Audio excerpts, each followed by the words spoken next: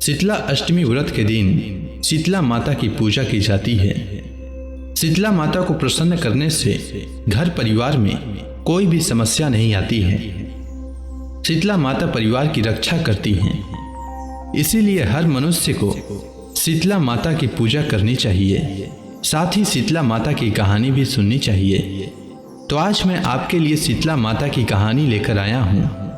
तो आइए सुनते हैं शीतला माता की कहानी। शीतला माता की कई कहानियां प्रचलित हैं। शीतला माता की पहली कहानी। एक गांव में ब्राह्मण दंपति रहते थे। दंपति के 2 बेटे और 2 बहुएं थी। दोनों बहुओं को लंबे समय के बाद बेटे हुए थे। इतने में शीतला अष्टमी का पर्व आया। घर में पर्व के अनुसार ठंडा भोजन तैयार किया गया। दोनों बहुओं के मन में विचार आया कि यदि हम ठंडा भोजन करेंगे तो बीमार हो जाएंगे और बेटे अभी हमारे छोटे हैं। इस कुविचार के कारण दोनों बहुओं ने पशुओं के दाने तैयार करने वाले बर्तन में गुपचुप 2 बाटी तैयार कर ली। सास बहू शीतला की पूजा करके आई। शीतला माता की कथा सुनी। बाद में सास तो शीतला माता के भजन करने के लिए बैठ गई, परंतु दोनों बहुएं बच्चे रोने का बहाना बनाकर घर आ गई। दाने के बर्तन से गरम गरम रोटला निकाला, चूरमा किया और पेट भरकर खा लिया। सास ने घर आने पर बहुओं से भोजन करने के लिए कहा। बहुएं ठंडा भोजन करने का दिखावा किया और घर काम में लग गई। सास ने कहा, बच्चे कब से सोए हुए हैं, उन्हें जगाकर भोजन करा लो। बहुएं जैसे ही अपने अपने बेटों के पास गई तो वे उन्हें मृत अवस्था में पाया। ऐसा बहुओं की करतूतों के फलस्वरूप शीतला माता के प्रकोप से हुआ था। बहुएं विवश हो गई। सास ने घटना जानी तो बहुओं से झगड़ने लगी। सास बोली कि तुम दोनों ने अपने बेटों की बदौलत शीतला माता की अवहेलना की है, इसीलिए अपने घर से निकल जाओ और बेटों को जिंदा स्वस्थ लेकर ही घर में पैर रखना। अपने मृत बेटों को टोकरे में सुलाकर दोनों बहुएं घर से निकल पड़ी। जाते जाते रास्ते में एक जीर्ण वृक्ष आया। यह खेजड़ी का वृक्ष था। इसके नीचे ओरी शीतला दोनों बहनें बैठी थीं। दोनों के बालों में जू थी। बहुओं ने थकान का अनुभव भी किया था। दोनों बहुएं ओरी और शीतला के पास आकर बैठ गई। उन दोनों ने शीतला ओरी के बालों से खूब सारी जू निकाली। जूओं का नाश होने से ओरी और शीतला ने अपने मस्तक में शीतलता का अनुभव किया और कहा, तुम दोनों ने हमारे मस्तक को शीतल ठंडा किया है, वैसे ही तुम्हारे पेट की शांति मिले।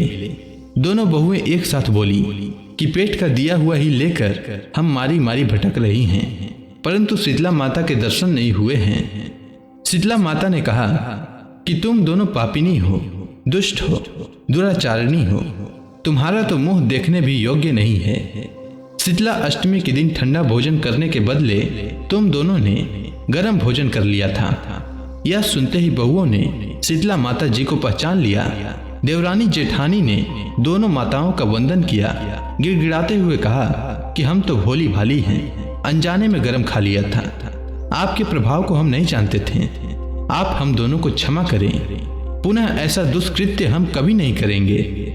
उनके पश्चाताप भरे वचनों को सुनकर दोनों माताएं प्रसन्न हुईं। शीतला माता ने मृतक बालकों को जीवित कर दिया। बहुएं तब बच्चों को साथ लेकर आनंद से पुनः गांव लौट आई।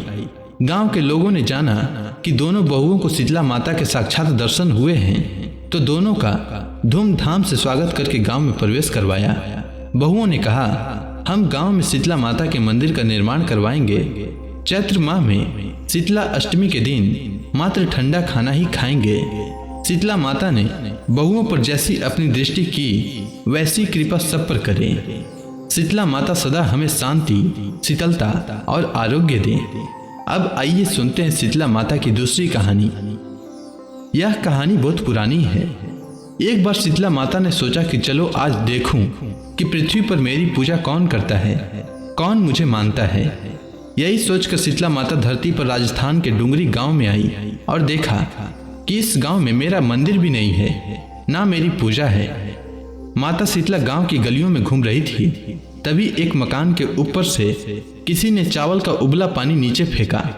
वह उबलता पानी शीतला माता के ऊपर गिरा, जिससे शीतला माता के शरीर में छाले पड़ गए। शीतला माता के पूरे शरीर में जलन होने लगी।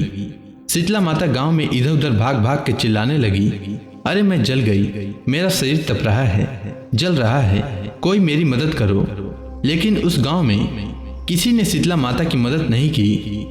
वहीं अपने घर के बाहर एक कुम्हारन महिला बैठी हुई थी।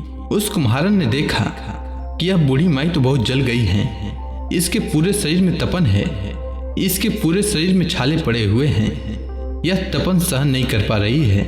तब उस कुम्हारन ने कहा कि माँ तू यहाँ आकर बैठ जा, मैं तेरे शरीर के ऊपर ठंडा पानी डालती हूँ। कुम्हारन ने उस बूढ़ी माई पर खूब ठंडा पानी डाला और बोली, हे माँ, मेरे घर में रात की बनी हुई राबड़ी रखी हुई है, थोड़ा दही भी है, तू दही राबड़ी खा ले। तब बूढ़ी माई ने ठंडी ज्वार के आटे की राबड़ी और दही खाया तो उसके शरीर को ठंडक मिली। तब उस कुम्हारन ने कहा, आ माँ बैठ जा, तेरे सिर के बाल बिखरे हुए हैं, ला मैं तेरी चोटी गूंथ देती हूँ। और कुम्हारन माई की चोटी गूंथने हेतु कंघी बालों में करती रही। अचानक कुम्हारन की नजर उस बूढ़ी माई के सिर के पीछे पड़ी तो कुम्हारन ने देखा कि एक आंख बालों के अंदर छुपी है। यह देखकर वह कुम्हारन डर के मारे घबराकर भागने लगी। तभी उस बूढ़ी माई ने कहा, रुक जा बेटी, तू डर मत, मैं कोई भूत प्रेत नहीं हूँ, मैं शीतला देवी हूँ। मैं तो इस धरती पर देखने आई थी कि मुझे कौन मानता है, कौन मेरी पूजा करता है। इतना कहकर माता चार भुजा वाली हीरे जवाहरात के आभूषण पहने, सिर पर स्वर्ण मुकुट धारण किए अपने असली रूप में प्रकट हो गई। माता के दर्शन कर कुम्हारन सोचने लगी कि अब मैं गरीब इस माता को कहाँ बिठाऊं। तब माता बोली, हे बेटी, तू किस सोच में पड़ गई। तब उस कुम्हारन ने हाथ जोड़कर आंखों में आंसू भरते हुए कहा, हे माँ, मेरे घर में तो चारों तरफ दरिद्रता ही बिखरी हुई है, मैं आपको कहाँ बिठाऊं। मेरे घर में ना तो चौकी है, ना बैठने का आसन। तब शीतला माता प्रसन्न होकर उस कुम्हारन के घर पर खड़े हुए गधे पर बैठकर एक हाथ में झाड़ू, दूसरे हाथ में डलिया लेकर उस कुम्हारन के घर की दरिद्रता को झाड़कर डलिया में भरकर फेंक दिया और उस कुम्हारन से कहा, हे बेटी, मैं तेरी सच्ची भक्ति से प्रसन्न हूँ, अब तुझे जो भी चाहिए मुझसे वरदान मांग ले। तब कुम्हारन ने हाथ जोड़कर कहा कि हे माँ, मेरी इच्छा है कि अब आप इसी गांव में स्थापित होकर यहीं रहो और जिस प्रकार आपने मेरी घर की दरिद्रता को अपनी झाड़ू से साफ कर दूर किया, ऐसे ही आपको जो भी होली के बाद की अष्टमी को भक्ति भाव से पूजा करे, आपको ठंडा जल, दही व बासी ठंडा भोजन चढ़ाए, उसके घर की दरिद्रता को साफ करना और उसकी पूजा करने वाली नारी जाति का अखंड सुहाग रखना, उसकी गोद हमेशा भरी रखना। साथ ही जो पुरुष शीतला अष्टमी को नाई के यहाँ बाल न कटवाए, धोबी को कपड़े धुलने न दे और पुरुष भी आप पर ठंडा जल चढ़ाए, नारियल फूल चढ़ाकर परिवार सहित ठंडा बासी भोजन करे, उसके काम धंधे व्यापार में कभी दरिद्रता न आए। तब माता बोली, तथास्तु, हे बेटी, जो तूने वरदान मांगे हैं सब तुझे देती हूँ। तभी से शीतला अष्टमी के दिन शीतला माता की पूजा की जाने लगी। इस कथा को जो भी सुनता है उसके घर की दरिद्रता का नाश होने के साथ ही उसके सभी मनोकामनाएं पूरी होती है। उम्मीद है आपको शीतला माता की कहानी अच्छी लगी होगी, तो प्रेम से बोलिए शीतला माता की जय।